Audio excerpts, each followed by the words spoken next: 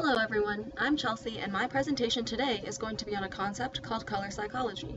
Now, most of us know what psychology is, and I would hope we all know what color means, but when these two words are put together, it can get a little bit confusing.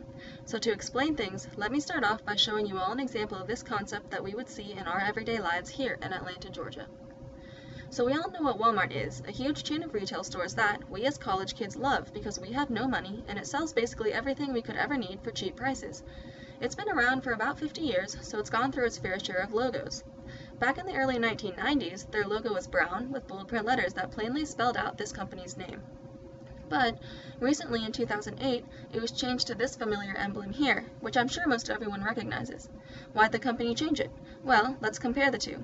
Which design looks more inviting? If you were standing in front of two separate stores with the same name, but each had a different logo, which one would you feel more compelled to walk into?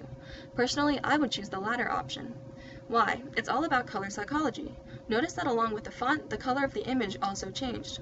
Making the words in the design white while surrounding them with a light blue creates an inviting and gentle tone, whereas the brown design seems a little bit more stiff or brittle.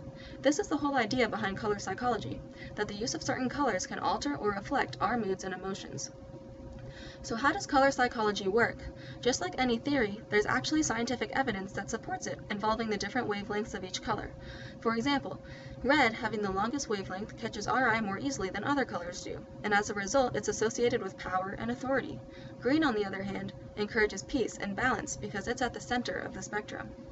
Colors that aren't directly mentioned on this spectrum, however, work a little bit differently. These colors, such as pink or orange, are combinations of colors that are on the spectrum, and therefore have qualities of both the colors that they're made up of.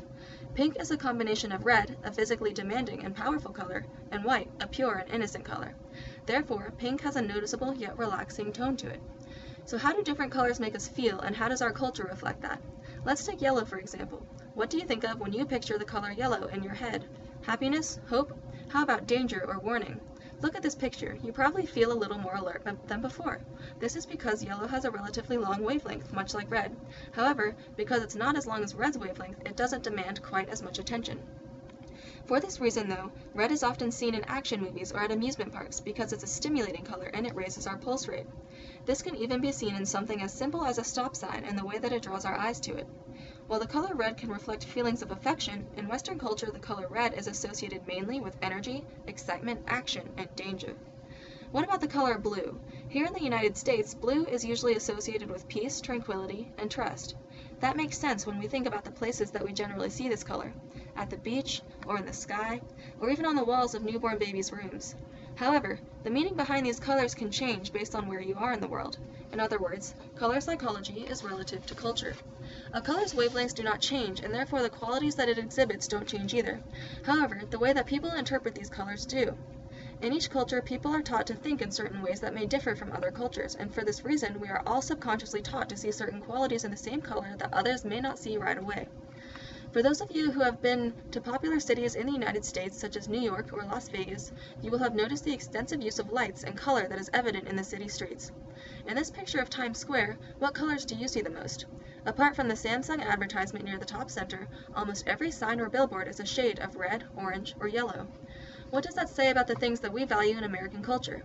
If the color red is associated with action, alertness, or excitement, it means we value these sorts of high-energy experiences in our lives, and our cities reflect it. As you walk down the street, flashing signs and bright lights will catch your eye and draw you in. Cars and taxis will fly past you with incredible speed, and your thoughts will seem muffled by loud sounds of honking and strangers' voices. There's nothing about this city that doesn't seem full of energy. Now let's take a look at what the other side of the world is like. China is a country that values honor and intellect. Its culture centers much of its focus on the importance of education and success. Through these skills, children are trained to have thoughtful minds, and therefore will respond better to colors that are associated with thoughtfulness. How does Chinese culture reflect this physically, though? Much like cities in the United States, Beijing uses colors to reflect the values that are considered to be important in China. Blue is an essentially soothing color that affects us mentally. It stimulates clear thought and helps with concentration. Looking at Beijing's city lights, blue is the most evident color, followed by purple, which defines royalty, wealth, or success. Not only are colors reflected in our society, however, we also use them to encourage certain behaviors from other people. This is a strategy that many advertisers use to sell products. Because colors can be used to evoke emotions, advertisers tend to use colors that are associated with feelings that appeal to the consumers that they're trying to reach. If a company wants to target a specific group of people, such as environmentalists, for example, they may use colors that appear to be friendly to the earth. Green is clearly the most common of these colors, which explains why a company such as BP, which sells gasoline for cars, would choose this color for their logo. Consumers would feel more comfortable buying gas at a place that seems earth-friendly, especially if they dislike the idea of pollution, as if the car could pollute the earth any less. This idea can also be used to target specific age groups. In general, children are very visual. If they see something that appeals to them, they instantly want it, and what better way to catch a child's attention than to use vibrant colors that demand to be seen? I know my little brother used to love Hot Wheels cars when he was younger, but not only that, everything that had the Hot Wheels logo on it, he wanted. Why?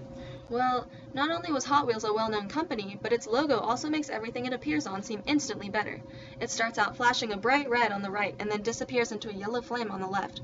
It serves its purpose perfectly, to catch the attention of its targeted audience and then keep these people interested by using color that evokes vibes of energy and intensity. The same goes for adults. The only difference is that people our age tend to prefer sleek, cooler-looking colors and designs as opposed to vibrant and colorful ones. In this generation, we tend to be focused on the future, whether that means our future specifically or the future of the world as a whole. Either way, the effect is the same. Colors that evoke a sleek, futuristic feel draw us to the product that they're advertising. Color psychology and persuasion is much more evident than we usually notice it to be. Despite the fact that many people know of its existence, it's nearly impossible to grasp the full effect of it because the entire idea of it is that it's subconscious. It drives us to make certain decisions or think or feel a certain way without even noticing that it's happening. Thank you.